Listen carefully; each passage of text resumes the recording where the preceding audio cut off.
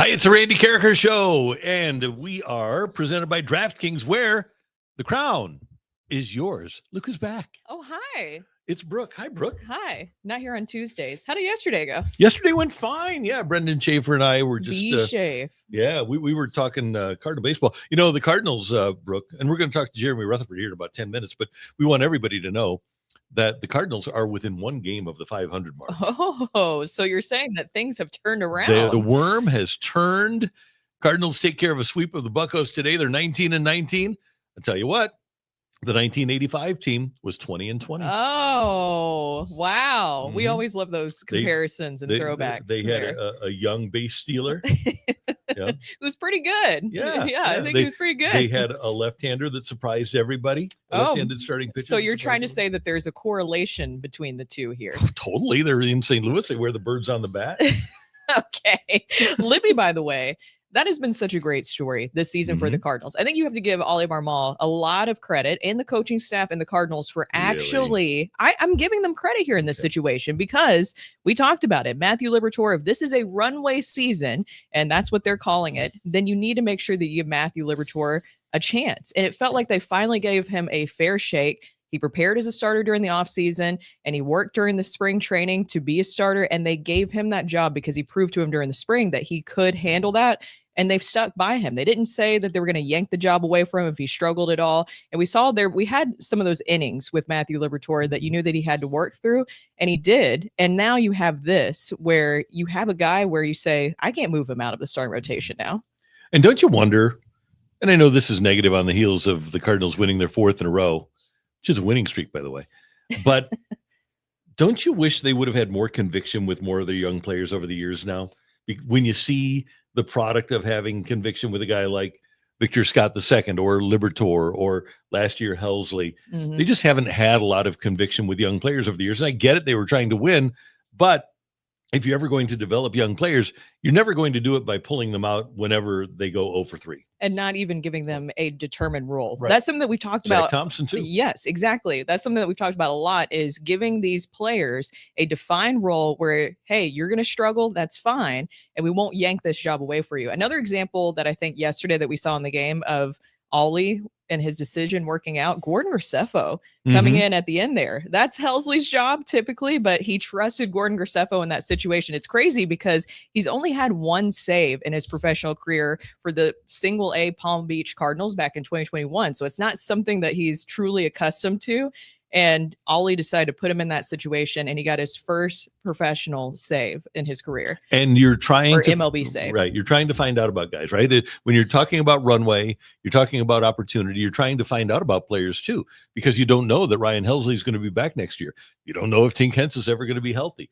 And in talking to Cardinal people, actually over the last couple of years, they believe that Graceffo profiles because of his stuff and personality as a closer. So why not find out at the major league level what he can do? And that was a big situation for him yesterday. Paul Skenes is the talk of Major League Baseball, but he is the kryptonite. I mean, the kryptonite is the Cardinals, which is just really weird to see, right? And specifically Alec Burleson, right? There's something 6 with hits. Burley, Yeah, the Cardinals got his number. That's a good thing because Skenes will say, man, I want to go pitch there in a couple of years.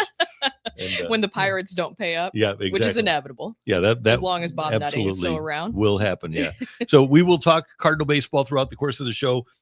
We are going to get to the Blues as well. Jeremy Rutherford is going to join us in just a few moments. But it's interesting. The players yesterday saying, and even Jim Montgomery, it hurts today on Tuesday more than it hurt on Sunday, losing Game 7, and I get it, especially for them. They wanted to keep playing, but I think it might have hurt worse if they would have won the game.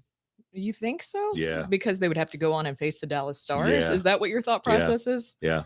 I think it would still have been a great series. You could tell, who looked all like 4 games? Oh, it would have been brutal, but still, of course they want to win. They want to move on, but that just shows you how tough the division is currently right now. And it gives me a lot of hope seeing the young players who got experience going into next season, because you see how talented the entire division is. So it's not an easy, future whatsoever for these guys. Who looked like they were in a lot of pain yesterday? Bucci. Oh, yeah. That looked rough. You could tell that he was really wearing it yesterday. And he knew that he did not make the right play. But I think sometimes those guys got to give themselves some grace, because for a lot of players, everything slows down. For most players, things speed up. It's a fast game. It's a hard game. And my guess is that things kind of just sped up for him. And that's why he iced the puck. Man, if it was easy, everybody would be playing. Well, and I don't think it's fair to just solely put it on him. I've No. seen a lot of people on social media say like this, Booch, if he didn't do that, then that could have changed the game. There was a lot of opportunities there for the Blues to close it out, add a couple extra goals. Robert Thomas, as we mentioned, had some good looks too. There was other opportunity to score. It wasn't just Pavel Buchnevich that is the reason why they weren't able to win that game. How about simply playing well after the first period? They were outshot. Dominated the first period, and the offensive zone time was dominated by Winnipeg. There were a lot of things that went into that loss. You're 100% right. It wasn't just Pavel Buchnevich icing the puck. I just don't think it's fair, really, in general, to put it on just one player. I know that there's specific instances where you can, in sports history, put it on maybe one player that absolutely botched it. It's hard for me to say, though, that it's on one player completely, because it does always come down to one moment. Usually the best team will come out on top in that one moment when it comes down to it. But usually there's an entire game that is involved with other people. So you can't just put it on one person like Buchnevich. And Monty said yesterday that they're going to get better at the empty net, at the 6-on-5. Yeah, they're going to go through it in training camps, figure out what they did wrong. Issue. 13 up until that game, and then 15 total empty net goals scored against the Blues. Yeah. They were outscored. They scored fewer empty net goals than were scored against them. Yeah, I know. That's the thing, is that you just can't put it on one player specifically. That was a huge issue for the Blues in general down the stretch, is closing out games. And so it kind of really encapsulated what we saw there towards the end of the season for the Blues, where that was a concern. Remember, we were talking about that before even the playoffs, is their issues of closing out games. Yeah, it was Monty's biggest thing. Yeah, and I think that has a lot to do with younger guys, a lot of different changes with the team too that we saw, and now they will have an entire offseason to be able to work on that. Eli is in with us. He says, I'm pumped for next season for the Blues. There's going to be some shocking moves. Trust Army. Shocking moves. Yeah. I wonder what those will be. I would think if the Blues have not deviated from their plan and path yet, I would be surprised if they would deviate from it. Yeah. I think they're still probably looking at players in their young prime, the Holloway, Broberg age, that 23, 25, 27 age range. Which is the right move. Yeah, I think so. And I would guess that people like Dvorsky aren't going anywhere. Bolduc isn't going anywhere. I think they want to add assets rather than trade out assets. So I would guess that that's probably the direction that they'll head. King Bash Ash is going back to Graceffo, to what we were talking about earlier. Says, could we be looking at our full-time closer for the second half in Gordon Graceffo? So that is the theory of if Ryan Helsley gets moved at the trade deadline, which is something that we've all assumed could be happening for him because he does have value. It seems like they're using him in a very limited capacity. And I saw somebody point out, yes, he's been using back-to-back days, so he wasn't available. Still, that was a very bold move by Ollie to put Graceffo in that situation, and it could have blown up because it's not something that he's totally accustomed to. Gordon Graceffo, as we mentioned, hadn't had a save since 2021 in his entire professional career, and he was able to get his first major league save. Maybe that is the plan. They're trying to figure out who could be that closer outside of Ryan Helsley. I would say right now is he, Graceffo, or Leahy. Yeah. Leahy has taken on a bigger role, and he deserves it because this has been a great season for him so far. And I think now, if you look at it from the Cardinals' perspective, depending on whether or not Tekoa Roby can stay healthy, but you know that Palante and Liberatore are going to be in the rotation. You've got Matthews on the way, you've got McGreevy on the way, and then you look at a guy like Tekoa Roby. Leahy has been talked about as a starter in the past. They've got some other kids at AA that have a chance to be major league starters. There might be too much, not enough room at the in the starting rotation for a guy like Graceffo to be in the rotation. So maybe that's clearly not, because McGreevy got sent down. So there's definitely not enough room at the end there. And Sonny Gray will be here. I mean, he's going to be here next year. Nobody's going to, I don't think, trade for him at $35 million. I just don't think that's going to happen. So Gray will be here next year. And he has a no trade clause? He does, yeah. So then it would also be dependent on where he would want to go. Exactly. So Michaelis will be gone. Matz will be gone. Fetty will be gone. Liberatore is here. Michaelis, Matz, Fetty, I believe so. Palante, Liberatore, and Gray will be here. So there's your 6 starters. So you add a couple, maybe 3. And we know that Matthews is going to be one of those. And we assume, well, we know that McGreevy is going to be one, and we assume that Matthews is going to be one. Do you think that they would eventually put Graceffo or try again with him in the starting rotation? Or do you think that he's going to be a bullpen guy for this team? That starting pitching is so valuable and it's so hard to get in free agency because it's so expensive. I think the first option would be to try him in the rotation. Yeah, just maybe not this season. Yeah. Hey, there's a lot of great programming here at Sports Hub STL, and that includes our friends at Hot Shots. And if you want to get involved with what's going on at Hot Shots coming up on the 1st of June, we've got a great event for you. And here's what you need to know. It's going to take place June 1st. And it starts at noon, and we're going to have a cornhole tournament. We're going to have a darts tournament. But the big thing is your opportunity to win tacos for a year. Look there at the bottom. Tacos for a year. Just win the taco eating contest and free tacos for a year. Rizzuto and Rafe are going to be there from 105.7 The Point. That'll be a great time. And everybody's going to have a great time. It's at the St. Charles location as Hot Shot celebrates their 35th anniversary. Fun starting at noon, as we mentioned. The Clydesdales are going to be there. You can get pictures taken with the Clydesdales. And congratulations to Hot Shots on 35 years. Hot Shots, St. Louis home for all the games, all the time, since 1990.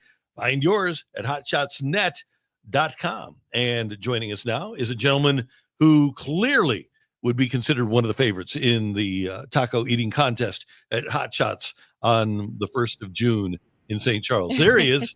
The one, the only Jeremy Rutherford. JR, good morning. How you doing? Hey, thanks for the warm greeting.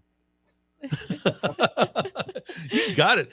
So I think that's one of the foods that I could win a contest in. Tacos and BLTs for me. How would you do in a taco eating contest? Oh, pretty good. I think I've won a few of them over the years, especially coming home from Enterprise Center at about midnight. There's a Taco Bell by the house, so I've pretty much a regular there. And I'll tell you this, I don't think I've told you this before, but years ago we went to the Anchor Bar in Buffalo, right? Mm-hmm. The chicken wings. Yeah. And there were like 10 media there. It was Bernie Federico. It was Jimmy the Cat Hayes. It was everybody. And when I walked in, because I was late, I had to finish my story. So I walked in late and everybody was like cheering because they wanted to witness how many chicken wings I could eat. But let's just say I'd only managed about 10. And I think Bernie Federico beat everybody. So even though some people are bigger than others, there are former NHL players who have healthy bodies who can eat a lot. Yeah, Bernie apparently is sneaky legendary in his ability to eat a lot of stuff. Yeah, he's on the road. He can pound some carrot cake, but the thing is, you'll see him in the gym the next morning running 5 miles every day routine. And that's how he's able to keep it up. That's the big key to success there. Jeremy, yesterday, the Blues saying goodbye to everybody as they get ready for the offseason. And there's a lot of takeaways, but I'm going to start here. Doug Armstrong saying that the whatever is over with. Yeah, so I don't disagree. I understand where people are coming from. This team took the President's Trophy team to Game 7. And when you can compete on that level, you know, people say, okay, the Blues are out of whatever they were in, whatever. My thing is this, and this isn't like a negative, this is just pointing out my opinion, is that the Blues are building things in the right direction. When you bring in Broberg and Holloway and you go to Game 7 against the President's Trophy team, you've advanced it. It's sped up, right? You're closer to competing than you were what we thought a year ago. However, this roster continues to need evolution the next couple of years, I think, to get to a point where they're going to be legit contenders. So does anybody look at this roster and say in 2 years when the Blues are, let's say, a top 10 team in the league, you know, I could sit here and count the number of guys that won't be on the roster at that point. You know, it's going to be Sundqvist, maybe Falk, maybe Leddy, you know, Shen might not be on. Like, there's so much evolution, I think, that still needs to occur. But in that same breath, look what they just did. So I'm of the belief it doesn't have to be either or. Either you're a competitive team or you're in a retool. I think you can be competitive and also building for what Doug Armstrong's vision is. JR, what do they think that they need? What do the Blues need to get to the next level?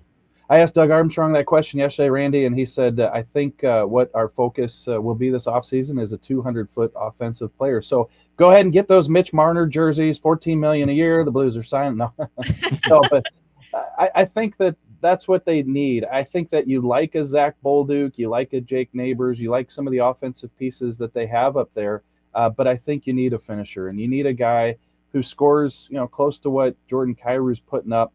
But it's not all the pressure on Jordan Kyrou to score 40 goals, or else you don't have a good offensive team. I think they need more up front.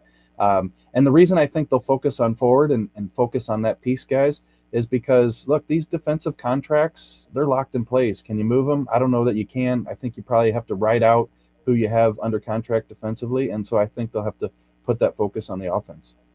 What about the WTF line? They were the huge highlight of the series against the Winnipeg Jets, of course. And you look at Radek Faksa as one of those guys that maybe they could bring back. Did it seem like in the conversations yesterday they will be exploring that? Yeah, it did. Yeah, that Doug Armstrong said that he had a good exit interview with Radek Faksa, and he actually said, hey, it's been a privilege to work with you this year, and we hope to keep you. So they're going to talk to his agent, Alan Walsh, and try to retain him. He's finishing up a deal where it's about $3.2 million per year. Does Radek, he's 2 years old. Does he want more than that? Would he go somewhere else and sign for more with all the success they had with that WTF line? A lot of times I feel like, yeah, you might give up a couple $100,000, but why not stay where you have the chemistry, which is what they showed with that fourth line. I think if the Blues could bring back that line next year intact with Radek Faksa, even if you're giving them 2 years at 3.2, whatever, I think that'd be a good move for the Blues. JR, even when Trent Frederick got traded from Boston to Edmonton, a lot of speculation connecting the Blues to a guy like Trent Frederick. And to me, if you have Faksa, he and Trent Frederick are kind of redundant. Would you agree with that? Yeah, somewhat. The only thing is, Frederick gives you a little toughness, and he's got some offense. Like, he did put up 20-plus goals with Boston, and, he doesn't have to play the center, I don't think. I believe he's played a little bit of wing, if I'm not mistaken. And so I think he could fit on your third line, where I think Fox is more suited for your fourth line. I think you could have both guys on your team. Okay, good. And then if Fox is your fourth line center, then Sonny is going to be somewhere, right? Yeah, that's where it kind of gets a little sticky. Like, where does Oscar Sundqvist fit? And listen, I've got all the respect in the world for him. He is a complete warrior. He goes out, like, they were working some maintenance days in for him this season, and he's still stepping in the lineup and throwing his body everywhere. So, is he the third line center next year? He could be. Does he move over to the wing to take a little bit of pressure off him? That could be. But when you got a third line that's got like a Bolduc and maybe a Trent Frederick on the third line, where does Sundqvist fit? And if there's no room on the fourth line, I just don't know where he might end up. As we saw there in the end in Game 7, and really kind of the story of the season for the Blues, 6-on-5 was a huge Achilles heel, and I'm sure that they were tired of talking about it, but it's definitely something that they have to address this offseason going into next year. How do they fix that? Yeah, they're going to have to come up with a better system. It's just, I know when you get into that 6-on-5 situation, yeah, it's going to be puck shot at the net. They're going to be going off players like it did with Schenn and Suter, on the way in. There's a lot of lucky chance, fortuitous bounce to it, but I think you can still play a better structure that can prevent some of that. And when you look at the case of the Blues, I mean, the numbers are obvious. When the opponent's net was empty this year, the Blues gave up 13 goals against. They only scored 11 into that empty net, and they were the only team in the league that had a negative differential there, -2, when the opponent's net is pulled. If people are on social media, they probably saw that the Boston writers pointed out that was a struggle under Montgomery with the Bruins as well. So he vowed yesterday, guys, to look at the teams that do it well, look at their system, and bring that into camp. He said it's a copycat league. So look for the Blues to make some changes in that regard. I'm sure you've seen on social media too, and we were discussing this a little bit earlier, where a lot of people like to put blame on one person in particular. You want to point the finger. I know, right? It's crazy. You want to point the finger at one person as to why they didn't win. It happens in every single sport, right? And I'm seeing a lot of heat for Pavel Buchnevich, but my counter argument to that is that there's other guys on the ice and there's other opportunities that happened in the game. It's just not on Buch. Of course, that wasn't great to see there at the end, but it wasn't just on him. Yeah, when you give up 2 goals in the final 158 in Game 7 against the President's Trophy team, it can't fall on one guy's shoulders. And I think yesterday you saw the disappointment from a number of guys who were up at the podium. Even Jim Montgomery, who said, maybe I could have called a timeout. So if you're ranking the mistakes, yeah, you might look at that Buchnevich situation and say that he needs to skate the puck out or at least try. I think people who have pointed out that, yeah, what if Buchnevich gets stripped there? Like his first step is slow and Kyle Connor takes the puck away. It might, it's a situation that probably wouldn't have happened, but he kind of panicked and he shot the puck out and it's icing and it's back face off in the defensive zone. So that was a glaring mistake, but there were many in that sequence that led to the Blues loss. JR, do you think that the Blues coaching staff, because Montgomery didn't make any changes when he came in, does Montgomery keep the same group of coaches, or talking about being able to protect with the goalie pulled by the opposition? Do you think that there will be changes on the staff? As far as I know, they'll be back. I know that when they signed Drew Bannister to a 2-year deal, the contracts with the staff were all aligned at 2 years. So they had this year and then they have another year. Got it. I know that Steve Ott obviously has a great relationship with Doug Armstrong and with Alex Steen, who's coming back. Let's not forget they were teammates. That's not to say that Alex Steen, they wouldn't make moves if they felt they were necessary. But I think there's such a good relationship there. And also with the success they had down the stretch, that they feel like they were probably a part of that too. So with the contract situation, I don't anticipate any changes, but I guess that stuff will be, stuff for the summer here. Another big conversation yesterday is Torrey Krug. So what will happen with him and his future? It seems clear that he probably won't be able to play. He still has 2 seasons left with the Blues on that 7-year deal. So what does that mean for him and the Blues moving forward? Because we already knew, anytime that you have fusion surgery, especially on your ankle, that's really hard to come back from, and it seemed to be confirmed.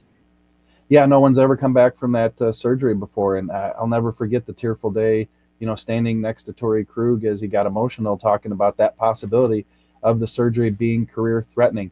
And for people who missed the press conference yesterday, Doug Armstrong said he spoke with Torrey recently. He was at the rink and he said Torrey's just kind of getting back to normal life in terms of, his ankle operating at home, just doing home stuff. And so coming back is likely not expected, according to Doug Armstrong. And in terms of how that works now with his contract, the Blues are just going to have to keep him on long-term injured reserve for the next 2 years. And so that contract, doesn't necessarily count against the cap because you're putting him in long-term and you're able to spend that money, but you're still paying Torrey Krug his salary for the next 2 years. And the only way out of it, we've seen in the past with guys like Chris Pronger, who had a career ending, you can move the contract if you can trade it to another team. But that's typically when teams like the Phoenix Coyotes at the time are trying to get up to the salary floor, and they'll give you a draft pick or whatever just to get your $6.5 million of the Torrey Krug salary cap just to help them get up to the salary floor. So would Doug explore that? Are there teams out there that would want to take that contract? I don't know that we're in a situation like we've been the past several years with that Coyotes organization and some of the others who are trying to get up to that floor. JR, if in the National Football League, there was a player that was injured and out for the year, the team said, yeah, he may or may not play, they would get fined if they didn't give his accurate injury designation. As a journalist, how do you feel about this upper and lower body, week-to-week, day-to-day approach that the NHL takes? Whenever I think about it, I don't like it, for one. I get and I understand that players have their injuries targeted by the opposition when the injury is known. But I've been told by 100 NHL players, we don't need to read it in the paper, hear the broadcast to know what the injury is. We know what the injury is. So if we want to go after the ankle or we want to go after whatever, then they're going to do it. They're not doing it because they read it at The Athletic or heard it on the broadcast. And so Ken Hitchcock said one time, if we would just be upfront with you guys about the injuries and tell you what the injury was, you'd pay less attention to it. You wouldn't go trying to chase it down and make a big deal about it. And guess what? You'd be writing stories that, advance the sport, tell good, heartwarming stories about the sport, and we'd get better coverage than you guys trying to find out whether it's a knee or an ankle. So in relation, I'm sure where you're going with the question, Dylan Holloway, I've said for weeks and months now that I didn't expect him to come back. And, I believe that it was an injury related to the oblique hip. And I think that Doug Armstrong said yesterday he had surgery on that, and he'll be ready for the start of the season. So, listen, it's private information. I understand. Who am I to say that a player, an organization should put out the information on that? But I think that too much is made of it. If you got a physical sport like the NFL that can release it, and I realize that's for gambling purposes, that's why it's in there. I think that any sport should be okay with announcing what the injuries are. Mammoth, thumbs up or thumbs down? Utah Mammoth. Yeah, I don't mind it. Yeah, it's something different. I mean, you can't think of the 4 national sports. It's not like there's a baseball team named the Mammoth. So, there's a lot of nicknames in pro sports that are kind of similar, and this one's different. So what do you guys think? I think it's okay. I think that, didn't they have like another one that there was a couple others they that were a little just- bit more interesting? You pony up and Yeti. You got all that the Yeti. Mormon The Yeti money. was Yeah, more you just go exciting. with the Yeti. My problem with the Mammoth is, to JR's point, there is not one in the Big 4 sports, but there has been a professional lacrosse team in Denver for 20 years with the name Mammoth. And so I just get a little like, come on, do Yeti. No one, Yeti is like a minor league baseball team. Like that you can pull from. Come on. Yeah, you have to just put some money into it, and because it's registered, and because of the trademark issues, that's why they didn't go with Yeti. But that should have been the one, the Utah. Yeti. Yeah. I liked Yeti from the get-go. That was kind of my number one there, and for some reason, I don't know, maybe I drink too much beer, but I think cooler every time I heard that Utah Yeti. Yeah, no doubt. That's a built-in sponsor. So, all right. So, JR, what's next for you? We got a few stories. I'm going to write about, where the Blues are and what this run and what going to the playoffs did for the organization. I think now what it does, regardless whether you want to agree that they're out of the retool or what, it allows them to be more aggressive. It allows Doug Armstrong to talk about going out and get a 200-foot forward. And, Pavel Buchnevich said yesterday, when you win, people want to play here. So how does this help the Blues, what they've done recently? And then it'll be time for your guys' favorite article of the year, the report card coming to a website. Oh, yes. The Athletic. Yeah. By the way, when we talk about going and getting an offensive 200-foot player, people are obviously, and I'm sure you get them because you're going to ask for suggestions, but people are suggesting that the Blues would move a Bolduc or a Dvorsky. They seem to be kind of what the Blues are headed towards. Would you be surprised if the Blues would deviate from this path that they've been taking for the last 2.5 years? I don't think so, but at some point you could have to give up a player like you just mentioned in a deal if it's going to make you bet. Like if you could go, I realize Sam Bennett's going to be a free agent, Mitch Marner is going to be a free agent, but like Doug Armstrong said yesterday, you don't know if they're going to be there when the market opens. They could easily get re-signed by their teams, or they could not want to come to St. Louis. So I think it's going to be a little bit of, what direction is going to make the most sense in terms of, can you sign a free agent or do you have to make a trade, Randy? And if you have to make a trade, I don't think they want to give up a Bolduc. I don't think they want to give up one of those guys. That's the direction that they're going, but it just depends. If you're making a hockey trade, you might have to give up one of those guys if you're going to bring in a top 6 finisher who's that 200-foot player that he talked about. And by the way, Brooke, I don't know if you saw this, but Cam Fowler said that he wants to be here for a long time. I'm assuming that in the couple of months that he was here, Fowler was able to take his kids to the free zoo. Yep. So he knows about the free zoo, and I think that's another reason why he would probably want to sign long-term here. JR, man, we love hearing your voice. We love reading your work at The Athletic, which is absolutely incredible. Thanks so much for taking some time with us on Sports Hub, and we'll talk to you soon.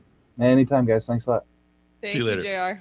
JR. Jeremy Rutherford, our we'll call him our Blues Insider. Our Blues Insider. From The Athletic, yeah. He's JR. great. He's always great, and he's done a lot of great work. You can go see his article out right now where he talked about yesterday as the players said goodbye, and a lot of good, interesting points there. Cam Fowler is another one where, do you give him an extension? Yes. And he signed through next year, but yeah, he's 33 and he wants to be here. So, and the cap is going up. Yeah, take care of a guy like that. I also saw in the article too that JR mentioned that basically it seems like they feel comfortable with their top 4 demon. Isn't that what you're noticing? Yeah, top 4. And then I'm assuming that Tucker will be 5. And then is Letty still here? I don't know. That's the thing, is how do you move that contract? Or Falk? The other, I'm seeing a lot of Falk and a lot of Letty. So you're seeing what I'm seeing. Where a lot of people are asking, so what can we do about those two? Well, Falk actually had a good year. and is a good player. I think he was finally healthy this year and was not awful. So, this could be Ben says the zoo is an amazing selling point for St. Louis. Yeah. I said the same thing, and then it created a man who absolutely hated my guts, like back in the radio days. Yes, we were on radio one time, and we were interviewing Aaron Nola when all of those rumors were going around that maybe there's a possibility of Aaron Nola, and it was a perfect setup because I forgot what he mentioned, something about he likes outdoors or he likes certain animals. And I think he had a kid on the way, and he had a kid, and I was like, well, what's great here, Aaron, if you have some free time, we have a free zoo. Created the biggest hater I've ever had in my entire life, who wished nothing but like death on me because he felt like I was the reason, because I mentioned that Aaron Nola didn't come to St. Louis. There's some reasonable people out there, Yeah, very reasonable people out there. Yeah. So our thanks to our buddy Jeremy Rutherford. Hey, the 2025 STL Sports Show is going to take place at the Doubletree Hotel in Chesterfield, Friday, May 30th through Sunday, June 1st. There's going to be autograph signings from stars like Grant Fuhr, Ryan O'Reilly, Roman Berkey, Armand Membo, and many more, plus tons of vendors with trading cards and memorabilia. Just go to stlsportshow.com to find out the schedule and all of the information. VIP packages and photo ops are available for most of the athletes that are going to be there. Plus, right now, use the code SHOW15, SHOW15, and you can get 15% off tickets for Fuhr, O'Reilly, and Berkey.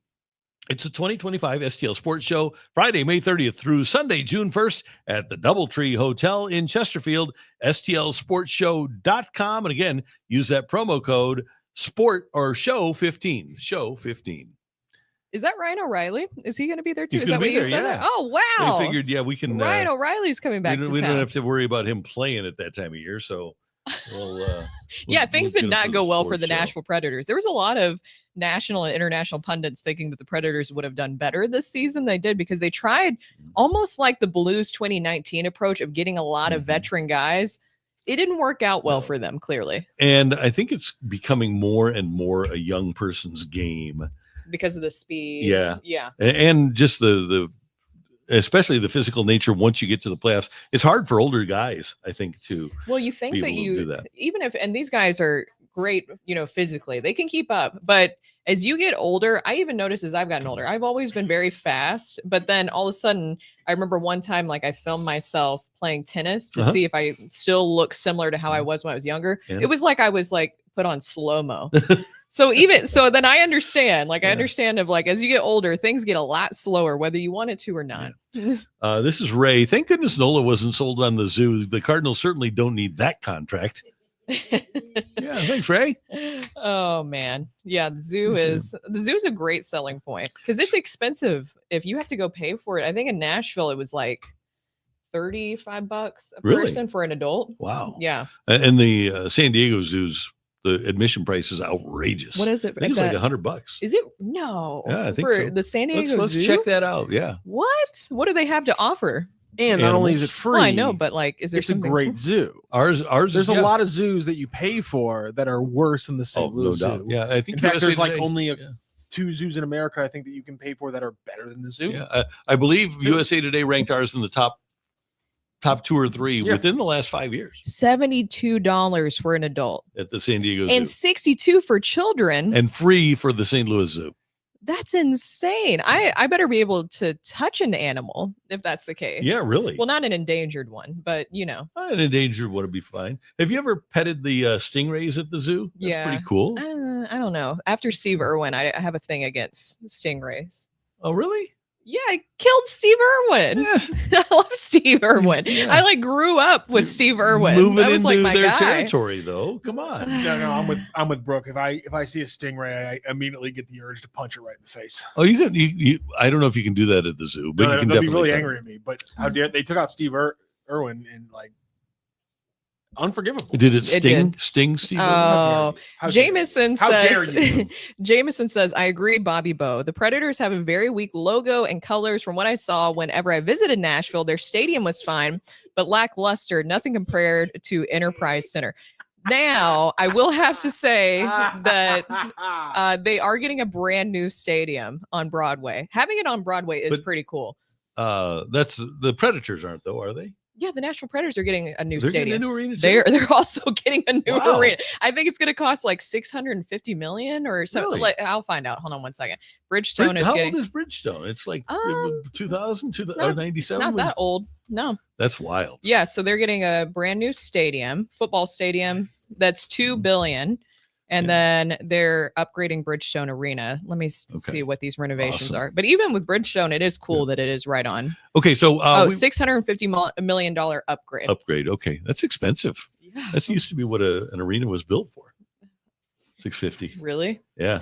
Now you can't do that nowadays. No, not at all. It's going to be a Billy. So this Army quote from yesterday hit me. He said, "Quote: I think we've shored up our. We've got the video. Yeah. So let's hear from Army from yesterday."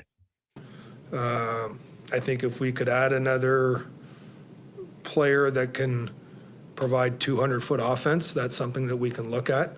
But again, the problem, JR, I have with today is I say something and then July 15th it's not done and people think that we're not trying. We're trying to get better.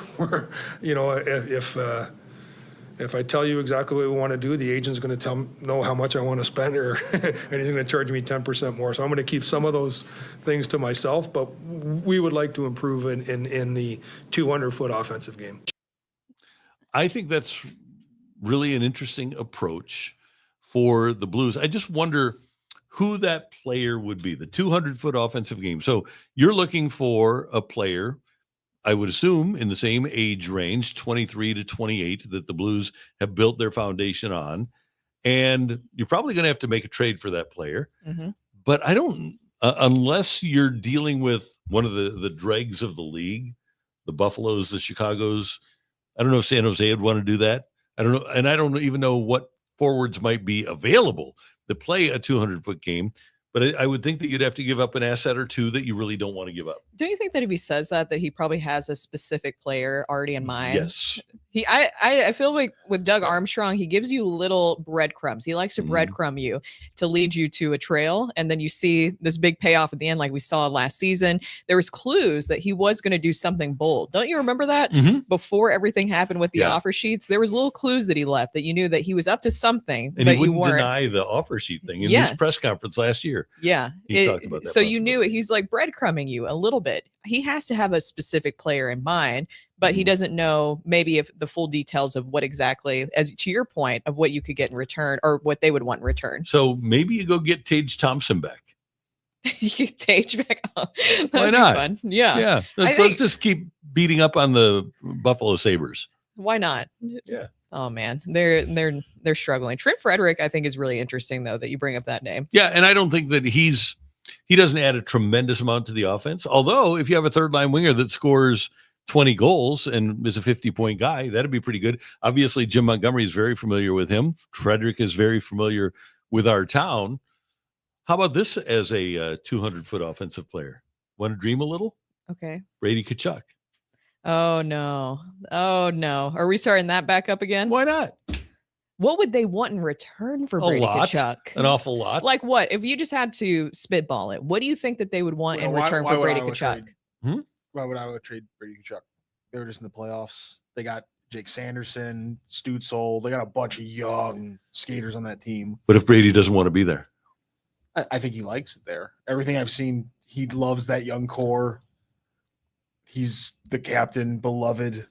He's never had according to reports from people who know him, he's never had the drive to put on a Blues jersey like his dad did, the way that Matthew kind of always had it a little bit there. That was going to be maybe inch him over the line. Apparently Brady doesn't have that nostalgic kick to him. Okay, so they aren't getting Brady Tkachuk.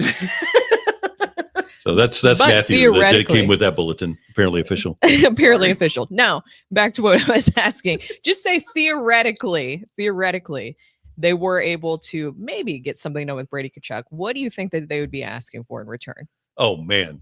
So if you're the Blues, it would definitely be blockbuster category. Oh, right. Yeah. So he's in the midst of a deal that's giving him $8.2 million a year through the end of 27-28. So he's got, let's see, 25, 27, 27. 25 years old. 2 years left on the contract. You're probably talking about Kyrou, Dvorsky, one of your young prospect defensemen, and draft picks? I think it would cost that much. Yeah. So I feel like there would be a lot of fans that might be on board with that, though, because of Brady Tkachuk and the leader that he is. Yeah. He is every team needs that. I mean, I don't know if he did this year, but last year, Matthew and Brady were the only two players in the league that led their teams in points and penalty minutes. And that's the kind of player the Blues need. Yeah, one of those guys. Yeah. And even just listening to Brady and his press conferences recently, the Tkachuks are just such fiery guys, They're and great. they're just born leaders. They are. Yeah. And that comes from their dad. Yeah, exactly. So I think I have complete confidence in Doug Armstrong. Mhm. He will come up with a move, and maybe it'll be after July 15th. Like he said, you'll jump all over me if I haven't done anything by July 15th. But they'll make a move. He says he wants to get 5% better, and he can't do it with the players that are currently on hand.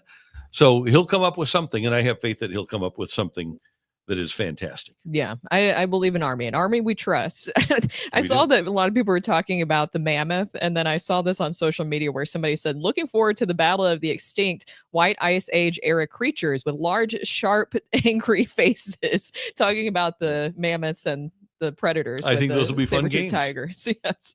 I saw that aren't they trying to bring back mammoths, or am I just imagining that? They got the They wolves are. coming back. Yeah, because Really? that was part of the dire wolves, That right? was one of because it's one of the more recently extinct megafauna, if you want to go with that terminology. Fancy. Thank you. Mhm. Yeah, so mammoths are one of the few things I think that we have like frozen DNA bits that we can use for the clone. It's not cloning, it's splicing. I don't know. Recreating. Well, because they didn't the Making. dire wolves aren't dire wolves. They're Yeah. gray wolves with a little bit of dire wolf DNA that has successfully been like spliced into their, They look like dire wolves to me.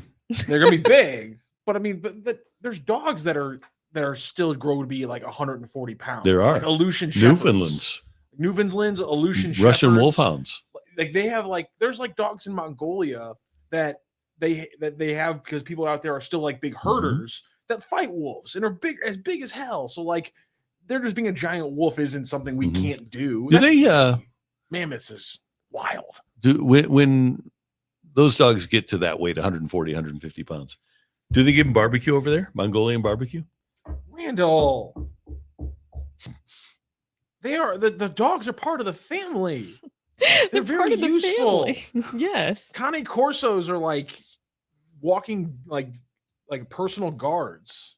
There's some big dogs out there. That's not a hard thing for humans to figure out. We got dogs figured out. I wanted to go Mongolian there used to be a place, I don't know if it's still around anymore, Mongolian barbecue, which was absolutely delicious. Was it just called Mongolian barbecue? I think it was, yeah. I saw somewhere. Huhat has been in Missouri before. It's in Huhat's Columbia. it's There's one in over St. Louis, right? It's in Creve Coeur, yeah. Yeah. Yeah, I That's literally Mongolian, bro. I saw it the other day, It's and I good, was yeah. curious because I was really excited. I thought that it was going to be a hibachi restaurant just Mhm. based on the outside Uh-huh. looks of it. And then all of a sudden, I looked up and I was like, "What is this place?" It looked like it's good. It's really good. I love Okay. this point from the person hiding behind a fictional character's name. Lex Luthor says, fun fact, woolly mammoths still existed while the pyramids were being built. That's a true fact, and it's fascinating to me. Maybe they trained woolly mammoths to pick up those big there were giant not woolly rocks. mammoths in Egypt while they were building the pyramids. Same- There were woolly Same mammoths on the timeline, earth different places. while they were building Oh. the pyramids in Egypt. They weren't in Egypt. Well, but it would in the- help. I think it would have moved things faster for them. Yeah, to your right, yeah. point. Kind of like having the Bumble. You know, the Bumble's in existence right now in the North Pole. If you aren't aware of that, you can put the tip topper on. The what? The what? Please tell me you've watched Rudolph the Red-Nosed Reindeer. Oh, yes, but I can't remember off Okay. the top of my head. It's Oh. been a long time since I Okay. watched Well, that. maybe Randy, you should but start that's like making a that an good annual occurrence, okay? No. This is the second mention of Rudolph the Red-Nosed Reindeer in the last 2 weeks of this Well, show. because Last of the week- Bumble. And yeah, last Yukon week we- Cornelius training the Bumble And again, to do impressive and important things. I'm still just Impressive. amazed as I was last week that you called the Bumble and not a Yeti. That's not a You just Yeti, it's the you are Bumble. so locked into the lore Yeah, I of didn't. Rudolph the Red-Nosed I Reindeer. don't know all that lore. All right, Lex fine. You know what? Luthor. I got a little trivia question for you, Yeah. Randy. The elf. in Herbie in Rudolph the Red-Nosed Reindeer. Wanted to be a dentist. Damn it to hell. You already knew. Like, this is why you can't do trivia with Randy, because you try to think of a trivia question and he answers the trivia He's the one that question. took out the Son bumble's of a- teeth. I thought I was going to Wow. get you with what profession did Herbie want to do that wasn't a toy making He's elf. kind of a misfit, an Jeez, elf you that got wanted to be a this. dentist. I don't God, remember Randy. any of that We stuff. are the island of misfit toys. Just lock in on Rudolph the Red-Nosed Reindeer. Oh, it's one of the all-time great shows. It That's really great. is. Wilson, just clip that Okay, with like so, no context. So then have Okay, so we go to we all go to a Mongolian barbecue. Okay, we get our bowl. We all go to So, a Mongolian Yep. barbecue. Are we starting with rice or noodles? As our Ooh, I'm a rice person. I love rice in general. I start with noodles at Mongolian barbecue, Yeah. and then I generally get chicken. I could get seafood, I could get beef, but generally I go with chicken. I like beef. Okay. And then I'm going with a ton of different vegetables. You know what an underrated vegetable is the water chestnut. Love it. I'm not No? a fan. So I put mushrooms in there. I put carrots in there. I'm a zucchini person. Zucchini is a great call. Zucchini is yeah. great for that. Yeah. So, and then I just load that baby up, and then I get like a medium sauce. I don't get a super spicy sauce. I put a medium sauce on there, and I just pack it down. And then when they make it for me, it's all delicious. Do you like spicy? I'm not a huge spicy guy. Like no. what is considered too hot for you? Because you do buffalo. Yeah, I do buffalo. Yeah, anything beyond buffalo would be too much. Okay. So no ghost pepper. No, and you know what? I don't know about you. Maybe you're old like me, but I handle spicy better now than I did as a young person. Really? I think my taste buds are dying. It's kind of opposite for me. Really? I used to do spicy all the time when I was younger, Mhm. and then now I struggle Huh. with it. I don't know why. Maybe Yeah. it'll go back. Maybe it's something that ebbs and flows. Yeah. Can I could get be. something? How old were you guys when you discovered that peppers and chilies, they're the same thing, but they have different names when they're dried out and when they're not dried out? Like, How old was I when I found that out? yeah, like 62. Are you just discovering this now? You didn't know that? No. I found this out like 2 or 3 years ago. Oh. Felt the dumbest I felt in my adult life. What did you think it was? I I guess thought they is were my all confusion. different things. I just Really? thought there were certain peppers that, or certain I thought there were certain peppers or chilies that you only used dried, and I thought there were ones that you like. I didn't realize that poblanos were just called. I can't remember what they're called when they're dried out. I thought they were two different things. Because of the band, I just assumed that a pepper had one of the kinds of peppers was a chili pepper, the Okay, red I'm hot gonna- chili peppers. Okay. Randy. No. I saw assume them that. live. They're great live, by the way. Red Hot Chili Peppers. They're Are they? fantastic. Yeah, they really are. No, you don't have any thoughts Oh no, about that? no, thought I you do. said- I like them. I like you them. like them? Yeah. We haven't done this. Now we're doing research on um, peppers and Yes, because there's always a really Oh, there we go. there's a helpful little list that I'm going to show. There's a chili pepper right there. We're gonna put I a fear that I picture. probably knew this a lot younger than you Okay. guys Here we did, go, here but we it's go. okay. I'm This not is- judging. Okay, Randy, I'm about to blow your flipping mind. Okay, I'm going to have my mind blown here. Okay, so this picture, and I'm gonna download it so that everyone Okay. can see what we're talking about here on the show. But Randy, as I show you this, these peppers that are all next to each other are all going to be, Are they all hot? well, they're all hot, yes. Okay. Well, it depends. I guess that's kind of beauty in the eye of the beholder kind of thing. Bless you, Wilson. But Wilson, Wilson's- we're talking about peppers and things like that. So Randy, Okay. as I put this up for you, We learn from you, Uncle Randy. We learn from you. Yeah, Thank you, see? Cole Bassett's left okay, foot. you see here is that the one on the left is the fresh version, and the one on the right is what happens when it's dried. And they Oh. change names when you go from one to the other. That is mind blowing. which is what threw you off. So jalapenos or chipotle peppers or jalapenos when they dry are chipotle. Okay. When you dry poblanos, that's ancho.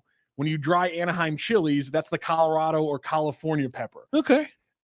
This, like 3 years ago, blew my mind out of the water. Me I had too. no idea, and it completely changed how I Google's live. so awesome. It's I- amazing. Thank you.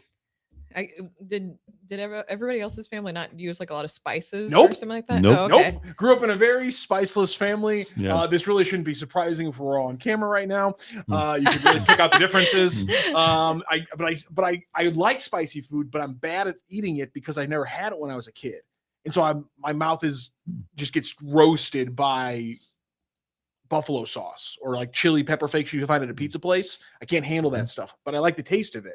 And so I was trying to like do a deep dive of dial in my spiciness by just eating progressively hotter peppers. And that's when I came across this information that changed my worldview completely. Well, if you want to be able to go to a place where they have a wide array, you can get mild, you can get regular, medium, you can get hot. You need to go to the Fenton Bar and Grill on Rudder Road in Fenton. They have the most delicious trashed wings that you'll ever have. And I can tell you from firsthand experience, because I've had a lot of them, that you can go with their signature golden sauce, which is a little bit spicy, or you can get some ranch with it. It kind of cuts into the heat a little bit, but you need to try the trash wings. You see them there on the left at Fenton Bar and Grill. They're the best trash wings you've ever had. When you walk through the door, you're going to be treated so well by the group over there. Megan and my friend Casey and the whole gang over there are so nice. The 2024 Maitre d' of the Year, Chuck, is the manager over there, and he'll assure you that you'll have a great time. It's the Dive with a Vibe, the Fenton Bar and Grill. If you have a big party coming up, you can call over and ask, and they'll set you up so that you can have a big party. And next Monday, stop by between 5 and 9. This is an unbelievable deal. As a matter of fact, you talk about mind-blowing, kind of like the peppers. Unbelievable deal. 10 trash swings for $10 between 5 and 9 Mondays. Dine in at the Fenton Bar and Grill. Plus, enjoy ice cold domestic bottles for a couple of bucks. And you can stop by whenever. If you want to watch the Cardinal game coming up at 12:15, if you want to hang out after golf, maybe have a business lunch or get together for a nice dinner, it's the Fenton Bar and Grill, Rudder Road in Fenton. Learn more at fentonbarandgrill.com. Check out their Facebook page. But when you go, tell them Randy sent you. Delicious. Spices. We're teaching people things, as the one person said, because we've got multiple people come in and said, Stuart Big, I was 29 finding this out. I'm going to be 30 in August. There you go. And we also had Let's Turn 2, who said, I had zero clue of this. Yeah, I just thought there were double the amount of pepper varieties in the local stores there were. It's just they've been doubling up this entire time. Frankly, I think I was lied to. I'm not mad. I'm just disappointed The one thing I haven't that figured the out spices weren't introduced. I guess the one thing I haven't figured out is, does the spice level change when you go from the fresh to the dry version? Does it get lessened or does it get heightened? Like, are poblanos or anchos more spicy than poblanos? Like the dry version, is it more spicy than the fresh version? This is what I haven't figured out yet. This is what I'm still kind of a spice newbie. This is where we have to spend our resources, is researching this. Okay, we need to bring you some news that's happening this morning. The Cowboys have traded draft picks to the Steelers for George Pickens. He has been kind of an issue for the Steelers. He's not always the most reliable sort. They, of course, acquired DK Metcalf from Seattle earlier in the offseason. I thought that they'd have a dynamic duo. For me, this is my personal opinion. When Mike Tomlin decides that he doesn't want you and you're a talented player, you're a problem. And with that being the case, George Pickens will fit right in with Jerry Jones and the Cowboys. And they needed a wide receiver too. They didn't draft one, and they have CeeDee Lamb. They didn't have anybody opposite him. So I'm sure that they're hoping that George Pickens will settle down and be more responsible as an NFL player. If he is, he can be great. He's super talented. Drops a lot of passes, but he's super talented. I kind of like, I like the deal a lot for Dallas because it's kind of what they do. They'll take on guys, Pac-Man Jones, they'll bring him in and get him straightened out. Who has his own show now, by the way. I saw that. Yeah. He curses a lot. Yeah. George Pickens. Yes. You need one of two kinds of guys to be the number 2 wide receiver in that scheme. You either need somebody who's super consistent, shorter yardage, always is going to get you 8 yards when you need 7. Or you need the George Pickens, which is because CeeDee Lamb is garnering so much attention. Dak knows that he can just go back shoulder down the sideline to George Pickens almost every play if he wants to, And more often than not, Pickens is going to pull away with an insane one-on-one catch, because if he doesn't have to worry about a safety over the top or bracket coverage inside, because they have to focus on CeeDee Lamb, Pickens will just feast one-on-one versus secondary cornerbacks. But here's the thing. If Pickens wasn't a problem, Pittsburgh wouldn't trade him. He's got to be a problem. Well, and that's what I'm seeing reports of too this morning, is that it was Mike Tomlin's desire to move on from George Pickens. Yeah. Well, he clearly has an attitude. And clearly. But there's something about the Steelers in picking up receivers like that, where they kind of pick up wild card receivers. If Tomlin's fed up with you, I think that says a lot, because he's dealt with a lot of crazy receivers during his time. Over under week 7, CeeDee Lamb has a 14 catch day, and George Pickens is quoted as being mad that he didn't get looked at enough. I'm going to play the under on that one. Fair enough. Yeah. I think it's probably smart. And you know what? I'm sure that that's something that you will be able to do on DraftKings Pick 6, over under for catches for CeeDee Lamb and George Pickens, because all you have to do is pick a player if he's going to go over a certain stat or under a certain stat. It's the easiest way to play for cash and to take a shot at a big win. It's DraftKings Pick 6. Pick those 2 players, baseball, basketball, hockey, football, when we get there, and choose if they'll have more or less of a stat. Pick 6 is available in most states, including California, Texas, Georgia, Missouri, and more. Cash in on your knowledge. New players get $50 back in Pick 6 credits instantly on just a $5 entry. Use that promo code STL Sports with DraftKings Pick 6. I play it. You'll play it. You'll love playing it with CeeDee Lamb and George Pickens. Again, DraftKings Pick 6, where the crown is yours. Gambling problem? Call 1-800-GAMBLER. Help is available for problem gambling. Call 888-789-7777 or visit ccpg.org in Connecticut. Must be 18 and over. Age and eligibility restrictions vary by jurisdiction. Pick 6 not available everywhere, including New York and Ontario. Void where prohibited. 1 per new customer. Bonus awarded as non-withdrawable Pick 6 credits that expire in 14 days. Limited time offer. See terms at pick6.draftkings.com/promos. All right, and Matthew just provided us this stat, this flash, apparently official. In the last 2 years, Dak Prescott, Brooke, has thrown the number 1 most passing yards on 15-plus go routes and has the second most attempts on 15-plus yard go routes. George Pickens, the last 2 years, number 1 in most receiving yards on 15-plus yard go routes and second most catches on 15-plus yard go routes. So if Brian Schottenheimer and his staff are smart, they will have Dak throwing a lot of 15-plus yard go routes to George Pickens. It just has to work out in that way. You would think that that's a really good fit based off of that. Yeah. But then still, George Pickens is, I kind of like his own thing. Is that the best way to put it? Is that he's very crazy guy? Is that fair to say? Crazy is fair, yeah. Yeah. Like, I'm trying to think of the best way to describe him, but, he is just a very unique person, unique personality. Yeah. How about that? Yeah. And by the way, the Cowboys, they gave up a 5th and then they swapped 6th round choices in the 2027 NFL draft, not next year, but 2027. So the Steelers don't get an awful lot back in return for George Pickens, who was a first rounder just a couple of years ago. Time now for the Grim Report. The Grim Report. So we're sticking with the NFL because big news, a fan of Shedeur Sanders is suing the NFL for $100 million for Shedeur Sanders' fall in the draft. And he's suing for emotional distress. And so this is a John Doe. They haven't put out the name of this person, but he's a huge fan of Colorado and became a fan of Sanders. And he is suing the NFL for emotional distress. That's very interesting to do there. Maybe he has a case, because it was crazy seeing him go from what a lot of people thought was the first round all the way to the 5th round. But it got me thinking last night, if there was something that you were a fan of, and this could be a sports team, I think that's an easy one for a lot of people here. Yep. A sports team, maybe a specific time, or maybe a TV show, movie. If you could sue something that you're a fan of for emotional distress, who is it? And I can go first for this one. And this will be pretty easy. Sports one is the Tennessee Titans. The Tennessee Titans have put me through a lot of emotional distress over the years. A lot of it, Randy. How many GMs have we gone through in just the past 5 years? 3. A lot of GMs with a lot of bad decisions. And Jim Robinson is at the top of that list. It all started to go downhill when you moved on from A.J. Brown. I feel like I have a pretty good case to sue the Tennessee Titans and getting rid of one of my favorite players in recent years, which is Derrick Henry. Well, moving on from him, I guess is the best case there. Derrick Henry, God, watching him though with Lamar Jackson, it works so perfectly, but I hate it at the same time.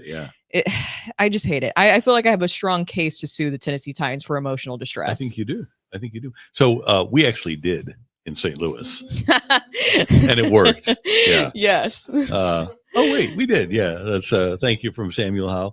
Yeah, and we got $790 million out of it. Could we have gotten $4 billion if we had tried the case? Yeah, but the powers that be said no. We'll take $790 million. But but from the standpoint of emotional distress, Brooke, with a team specifically, how about like the first 51 years of the St. Louis Blues? Oh, that's a lot of. But you had some great moments, though. Even though there wasn't a cup, there was a lot of great moments along the way. But we had Scotty Bowman leaving, we had Al Arbor leaving, we had Joel Quenneville leaving, all because they were relieved of their duties. We traded Chris Pronger. He goes and wins a Stanley Cup. We got rid of Brett Hull. He goes and wins a Stanley Cup. We get rid of Steve Duchesne. He goes and wins a Stanley Cup. We got rid of Brendan Shanahan. He goes to the Red Wings and wins a Stanley Cup. We got rid of Curtis Joseph. So many kids in St. Louis are named Curtis Joseph, whatever the last name is. That is a lot of emotional distress. Now, here's one thing that would have been a negative.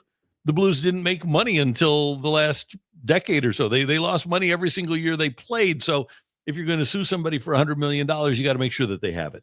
Yeah, you do have to sue. When you're suing, you have to make sure that they have a lot of it. There is great moments there. You mentioned having Holy there. Oh, that was great. Having Holy around, and then Bernie Federko, great times there with him. There's a lot of positives. You went to the Super Bowl.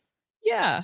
With the Titans. I mean, there were good times there too. Went to an AFC championship game, another AFC championship game. Until the end. That's true. Yeah. That was emotional distress. That was emotional distress for sure. There was a lot of great moments with the Titans along the way. Yep. How about having a manager that ran people like Seth Maness, Matt Bowman, and Kevin Segrist into the ground? Does that count? Yeah, I think so. I think you could sue for emotional distress there. Yeah.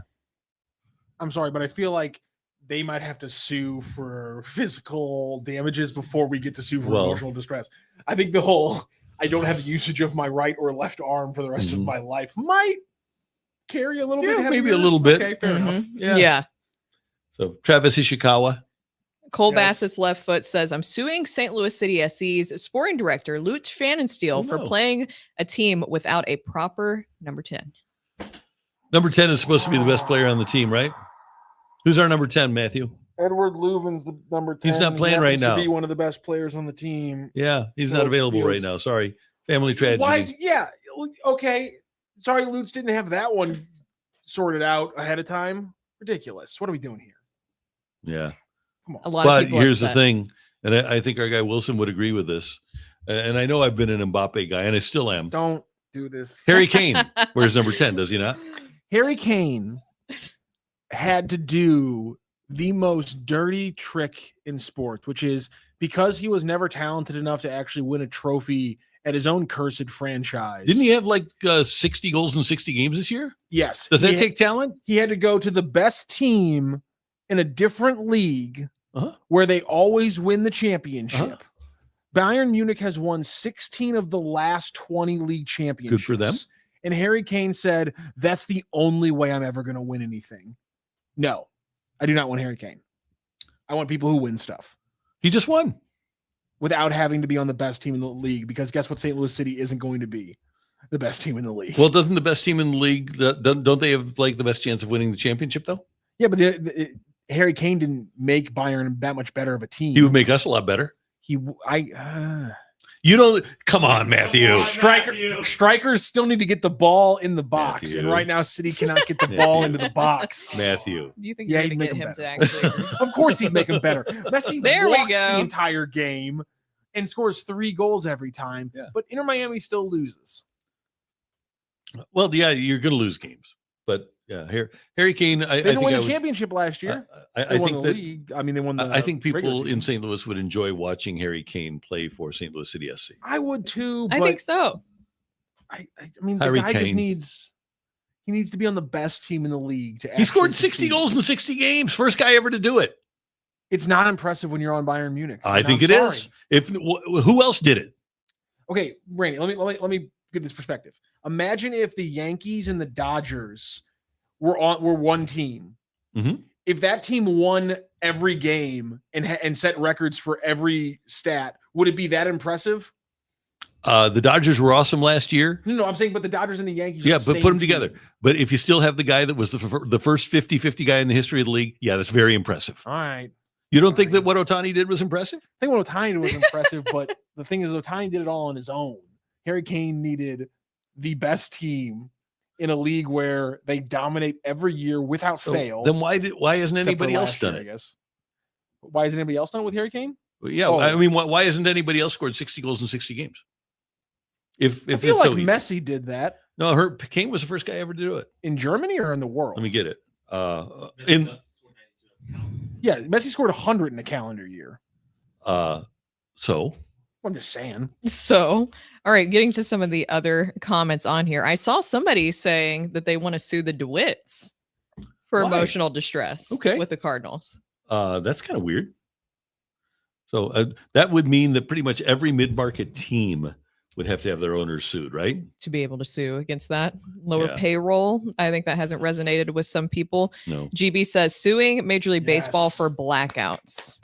That's I something that think they that's a have to good one. figure out Yeah. eventually. And I know that hasn't Manfred said that that's like a priority that he wants Yeah. to do Yeah. until he retires, which is Yeah. when again? Do we have 27? I think it's After we have soon-ish. the long lockout. Which will Yeah. be disastrous for Major League Baseball. I think it will, yeah.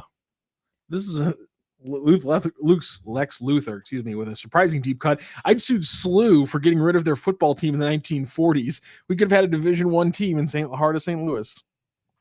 With Yep. the history of the first ever forward pass. Right. Yeah. How dare they? So I Why think did they get rid of it? too expensive, Really? Yeah, it costs a lot of money. Is that what it was? I think so. but also unbeaten since the 40s. That's true. If you're trying to look for some positives there, that's true. They haven't lost since the 40s. So, yeah. Brooke, you said this one off the air. What? Chris Schaefer says George R.R. Martin for the Red Wedding. Yes, I did say this one off air. So this is fair too. If you're a fan of a TV show, a movie, or something like that you'd want to sue for emotional distress. Yeah, I said have. Game of Thrones, The Red Wedding. That was devastating. And Randy has never watched Game of Thrones, so he doesn't even know what we're talking about. We're not trying to spoil anything, but just don't Do watch they that speak episode. American on that show? They do. With Do they accents. speak American? The thing that throws me off, or the reason why I'm suing George R.R. Martin, is because he can't write a book. And I'm very mad about that. And it's emotionally distressing. And I honestly think I could get a class action lawsuit because there are millions of people around the world who are angry at him for taking, at this point, this summer will be 14 years since he released the last book. Mm-hmm. Write the book, dude. I think that there's other shows too I'd listed on there last night that I was just thinking about. Last of Us season 2. I just talked about that. Season 2 is going on currently right now for Last of Us. You never watched Last of Us? I you? have not seen that either. No. It's really good. It's about in it? kind of zombies. Pedro Pascal. Oh yeah, I'm not a zombie guy. But it's kind of zombies, and there's like this, it's more the like a good thing is fungal the thing that humans takes also over. suck. And the Humans in the humans- show also are bad people. Yes. That helps So too. The Walking Dead, and no spoiler. Well, I guess this is spoiler alert. When Glenn dies, if you haven't watched The Walking Dead yet, then I don't really know what to tell you. When Glenn dies, I couldn't watch that show anymore. This could be Ben said Negan. Really? Oh, really? Yeah, You said Negan. Negan. Yes, that was good. I was done when Glenn died with The Walking Dead because that was, if you know what I'm talking about, that was one of the most brutal scenes and heartbreaking too. I don't like a lot of like violence in general, Uh-huh. which I mean, I'm watching zombie shows, so I should expect it. Should but when expect it when it happens like in a way that you're just not expecting, then that's what is so shocking to me. Honestly, I was surprised people made it that far. I bailed on The Walking Dead before that. That was pretty early that you bailed out on that. I did not like what, season 4? Maybe. Yeah. I'm trying to remember when about Glenn what season he died in. But yeah, spoiler alert. Either way, it's been out forever. So if you haven't seen it, you haven't seen it. but if you're gonna start it, Glenn dies. So just be mentally prepared for that. Glenn dies. He does. Did you ever watch The Walking Dead? No. So you didn't watch The Walking Dead, you didn't watch Game of Thrones. What TV shows did you like to watch? I watch sports stuff. But like there was never Sopranos, anything like that? I that was you'd kind of Sopranos. I watched a lot of Entourage back in the day. Okay. That was great. Yeah, All right. that was fun. But yeah, I watch mostly sports stuff. So just no other TV shows Really that piqued not, your no. interest. No, not You're a Those really. are big fan some of big Ari? ones. Ari was great. Ari was- Lloyd. Yeah, he was great. Maybe our son's name. Other big because you're not a big franchise guy when it comes to movies either. Because like you're not Lord of the Rings, Star Wars, Star Trek. Nose Rudolph the Star Red-Nosed Wars. Reindeer. Yeah. That's Keanu Rudolph. Near in the Far Wars.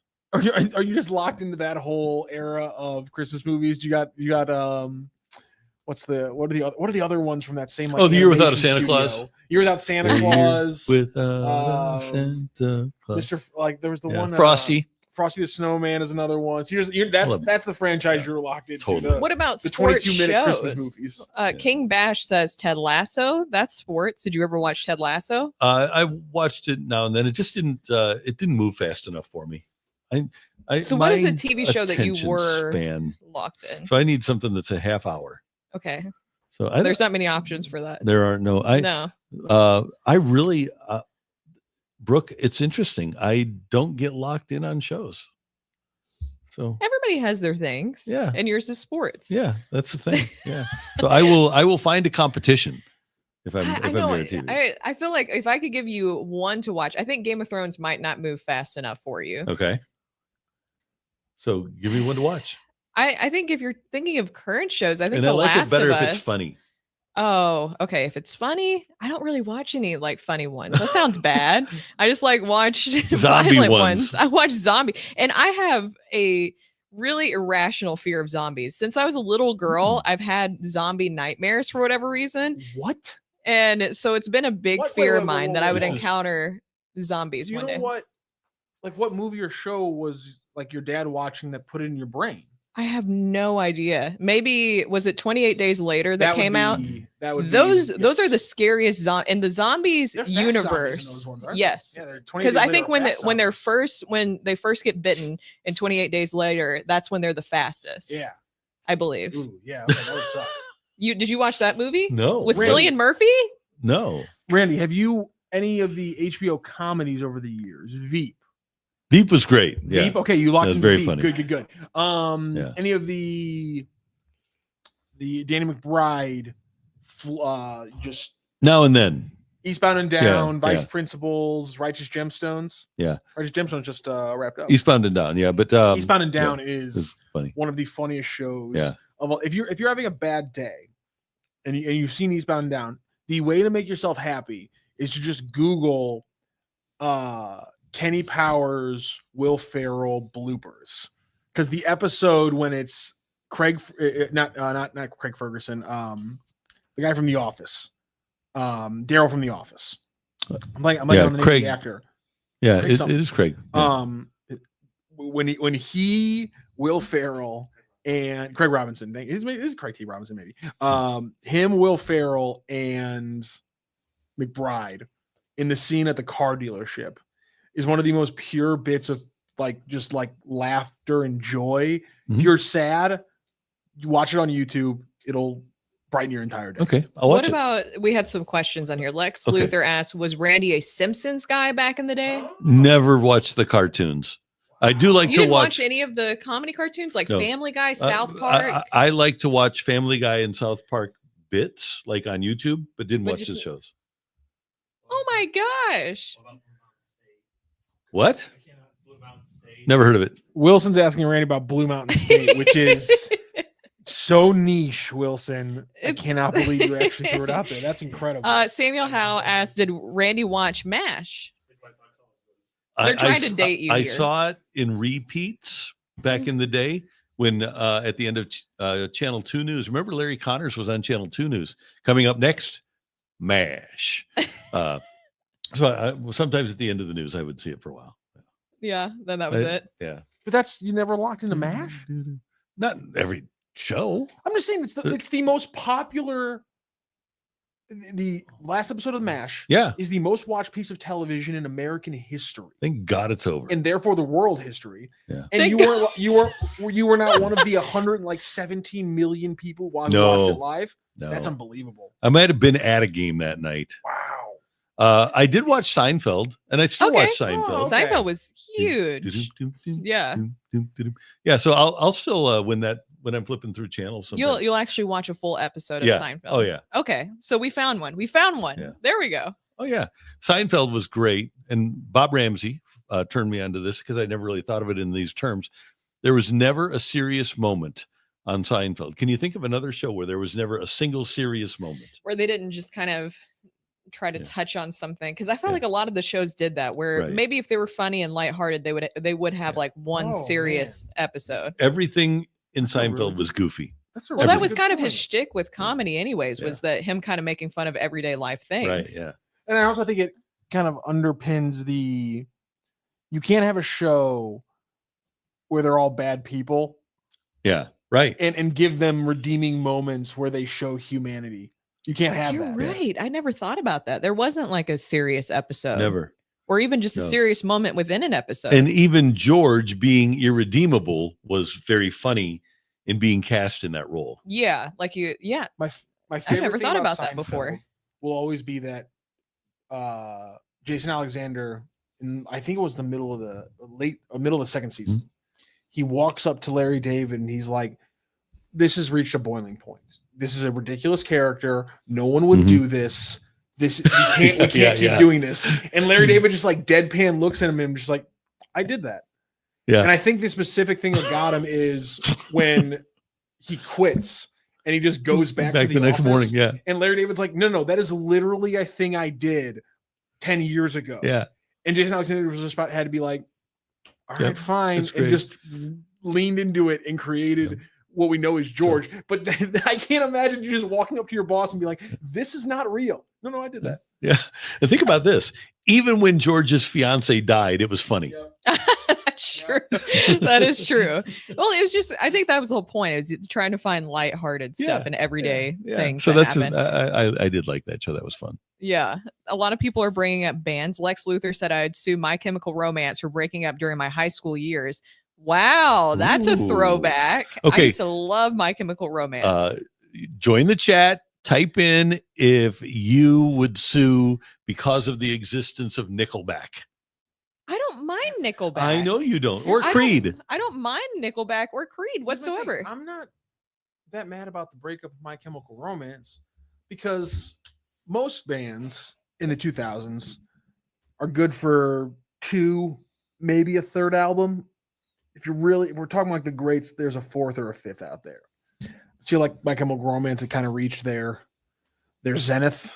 They have And there was they had a only- very specific look. There was and only sound. the backside of the mountain. So My Ray Chemical wants us Romance to and put My up a survey, Matthew, on the Nickelback suit question so we can vote. I like that. I think that I I don't feel like voting on cliches. I think that no, put it up for vote because I want to see. I want to see how people feel about Nickelback too. I feel like there's such an issue now, especially in this day and age of social media with the mob mentality, Totally. where a couple people really pile on, and some people are like, "Oh, this is kind of fun. I want to join in," and they just really hate on something on a mob mentality standpoint. And that's what I feel like the case is with Nickelback. Is that some people made fun of Nickelback for being cheesy or something like that. They put out good music. Okay. Even if it's Okay. like Yep. divorced dad rock, Yep. it's good music. Back to Nickelback in just a moment. But speaking of cheesy, Ellipsis 150 says, I would sue because of the existence of Emo's Pizza and Provel cheese. Oh, that's controversial. That's big time controversial. That here in is town.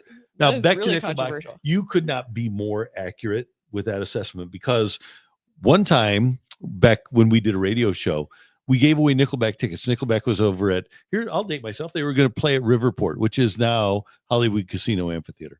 And we got millions of texts talking about how bad Nickelback was. Yeah. But then when we were giving away the Nickelback tickets, we go page after page after page of wanting the free tickets, Yes. and the concert was sold out. Exactly. And also, I was told that Creed, because I feel like they're in the same camp to your point of where people just want to make Yeah. fun of them Yeah. and their music.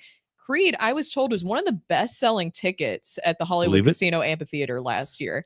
And it was a great concert. I went to it. I was know. rocking out. I knew all the words. We got pictures from it. Yeah. Yes, we have pictures. I have videos. It was one of my favorite concerts that I went to last year. This is why I knew the poll would be no one hates. 77% says they don't hate Nickelback. That's because they have no issue because it was overblown. It became cliche. You can come out to the light. You don't have to hide anymore. You can bring back out your shirts. Remember the shirts that a lot of people wear? Don't bring out the shirts. Those should stay in the closet. Oh my God, what is that? What is that shirt brand? Is it Affliction? Bring it back out, your Affliction shirts, your studded jeans and belts, and let's come back out into the light. Well, here's we don't have to hide anymore. St. Louis is like all cities, gets these super hard opinions about certain things, and the two ones, and now I see one of them in the chat here, which is I think the only place where people actually have the Van Halen Van Hagar debate is St. Louis. Yep. This is the only city that is voting Van Hagar.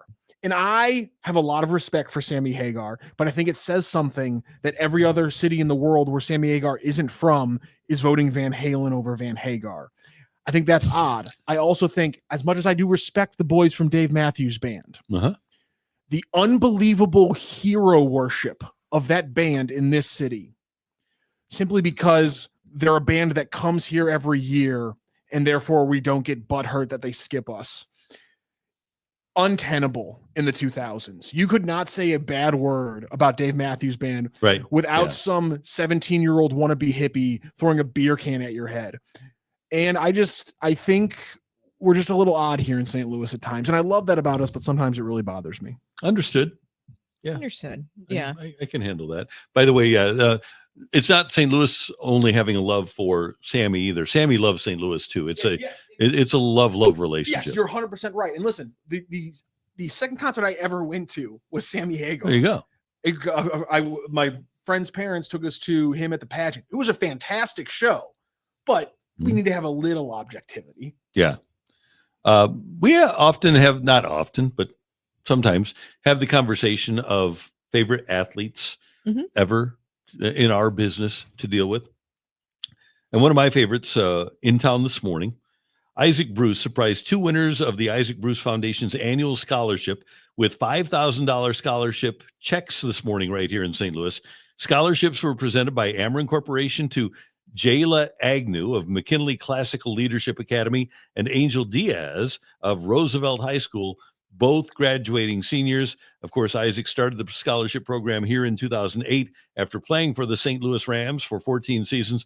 And the scholarships are presented by Ameren Corporation.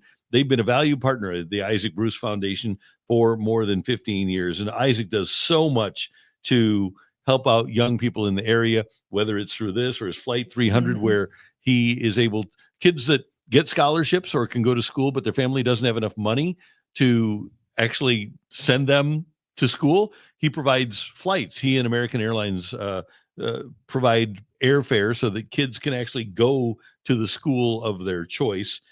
He has an annual camp that's coming up in June. He is one of the all-time great boots on the ground St. Louis athletes. He's remarkable.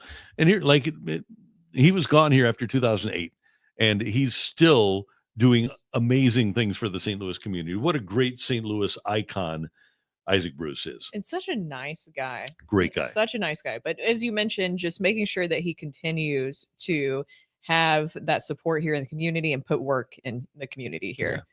Yeah. Not many guys do that. No. And here, another one, Chris Long is coming back to town this week, and he's got a fundraiser for the Little Bit Foundation. He's going to raise a ton of money for the Little Bit Foundation. So it'll be great to see Chris back in town. Torrey Holt is going to join him at his event, and looking forward to that. And I'm honored that Chris has asked me and Joe Buck to be a part of that. So that'll be fun. And it's just amazing how some of those NFL guys, Kurt, last time Kurt Warner played in a game in St. Louis was 2003. And every fall still does the Warner's warm-up coat drive. I think it's really great for the fans here too, because keeping that legacy alive, because obviously the way that things ended, terrible. And everybody knows that. The way that the NFL handled it, Stan Kroenke, was terrible, but you can tell how much the players cared about St. Louis. And that's what matters with those guys coming back. what a great group of guys that you Yeah, had there with the Rams. And they had such high hopes, and they didn't want the team to go. Chris Long's dream was to replace DeMarco Farr in the radio booth. His wife was a lacrosse coach at Burroughs, and they were going to put down roots here, and this is where they were going to be until the team left. But if the team were still here, Chris would still be here on a regular basis. And same with Isaac. And Isaac is in town all the time doing great things for people. I hate that the NFL even allowed any of that to happen. Just to think about still having an NFL team here for the area, what that would have done. The renderings, I know that's always a hard subject to bring up, but what downtown could have looked like with the NFL team here, and the fans always show up in support. Yeah. And so I just hate that the picture was painted that it was somehow on the city and the fans as to why the team left. And I get that people have to do it. Like Pat McAfee had Roger Goodell on his show during the draft, but Roger Goodell's a bad guy. He's just getting paid a lot to just basically be the guy that executes what the owners want. Yeah, right. But he out and out went up to the podium at a Super Bowl press conference and lied through his teeth about the situation here. And he's a scoundrel. And I hate the fact that the media tries to make him look like such a good guy. He's not. He really isn't. I think that another kind of point to that too, everything that happened with the St. Louis Rams, but even recently his comments about CTE is so shameful. Yeah, and like I get it. You have players who are trying to bring more awareness. We have more and more players now that we've seen the effects of CTE and how it's absolutely ruined their life. And there's no doubt when you look at the film, you look at the tape of guys and they're getting hit in the head. Yeah. You can see the shock of how much it's doing to clearly their brain. And for him to go and pretend like CTE is not a real issue, which he literally has done that. Roger Goodell has done that. Didn't he equate it to like, well, people walking down the street could just get killed. That was literally his response to CTE in the NFL. It's a huge issue. And the fact that they try to sweep that on the rug and he's a big part of that is just terrible. Yeah. If you're a player and you hear that, if you're a reasonably educated player, and I get that the players are making a lot of money and they think they're invincible, but if you've really dug into what has happened with CTE, and by the way, unfortunately, the funding for studies into CTE have been eliminated by the current administration. Mm-hmm. But if you're a player who's aware of what CTE is, and then you see what Roger Goodell said, it's got to be really hard to justify having him as your boss, So there is actually a really well done story. I don't know if you guys have seen this on the Washington Post, but I watched the video of it the other day about Corin Brown. You guys remember Corin Brown? Yeah. And what happened to him? And CTE was a big part of it. And they talked to his children about what they had to witness of how they said, dad was a football star until dad was a monster. And they give their account of what it was like watching their dad go from being able to function, being this great football star and player, to then trying to transition to coaching when all of a sudden the effects started to take over and what he turned into. And ultimately we know what happened with him, but his children recount what exactly that was like, that experience. And the fact that the NFL just tries to deny that this is something that happens to players. And they showed all the highlights that, the NFL likes to put out, the highlights of all the big hits with him, with Corin Brown. And you knew that it all goes back to that. It all does. And there's a reason that when these players shoot themselves, they shoot themselves in the chest. Yeah. So that their brains can be studied. Yeah. It's really sad. Yeah. Conrad Dobler, one of my all-time favorite players with the football Cardinals in the 70s, had severe CTE when he passed away, and he wanted to have his brain donated to science. And they found that he was dealing with severe CTE at the end of his life. And to your point, like with Corin Brown, these guys who wouldn't ordinarily be violent people, their personalities change because of the brain injuries that they've incurred. Just a completely different. It's a really sad story, and they just put it out. They put the story out, Washington Posted, and the interview with his children, Corin Brown's children, right after the NFL draft, because they want to highlight specifically how the NFL does not care about what happens to these players. And they should be putting some funding towards this. I know that you mentioned that funding is going away from it. The NFL has enough money and resources to be able to do research, because if you're trying to engage, and they do a great job, we talk about it, it's the best live drama that you could watch anywhere. But you're also engaging a lot of young fans at least making sure you put out there the effects of not starting too early with football, because that's another thing that we've seen with research is not starting too early, because then you're getting hit in the head that young and then you continue it and maybe make it to the NFL one day.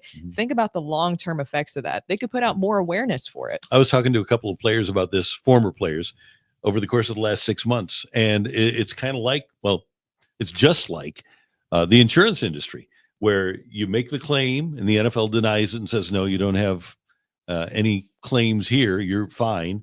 And then you appeal and they say no. And then you appeal again. And well, here's what it is. It's not like it is.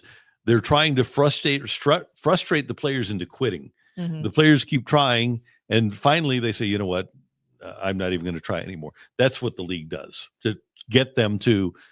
The league would rather have them die than pay them. They would rather spend all that money instead of research into CTE on lawyers that will bury anybody, because they have the money, they have the resources. They'd rather spend it on lawyers who will drag out the process to where, how can you fight $1 billion corporation? You can't, no matter how many millions. We got a lawyer in our town that did. Hey, it worked out well for St. Louis, but I feel for the players that there's a lot of them who have spoken out against this and that they just want more help. And that's why it was also scary. We keep going off track, but I even think about last year with Tua and how scary all that was. And I was disappointed in Tua's response about that. Me too. I was really disappointed. But he's highly competitive. Obviously, he has the money. The contract is there. Yeah. But the Dolphins don't care. The NFL doesn't care. They don't mind if he goes out there and his brain gets turned into chili.